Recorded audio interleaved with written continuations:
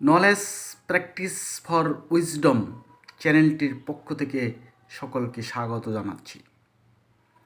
ফাজেলে সাদাকাত ২য় খণ্ড পৃষ্ঠা ২৭২।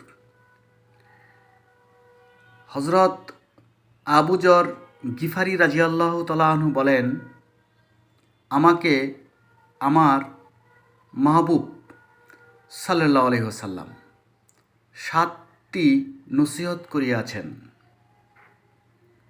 1 নম্বরটি হলো, আমাকে হুকুম করা হইয়াছে যেন মিসকিনদের মহব্বত করি এবং তাহাদের নিকটে থাকি। এটা মেশকাত শরীফের মধ্যে এই হাদিসটা রয়েছে। ভালো লাগলে সাবস্ক্রাইব করতে পারেন, লাইক দিতে পারেন, কমেন্টস করতে পারেন।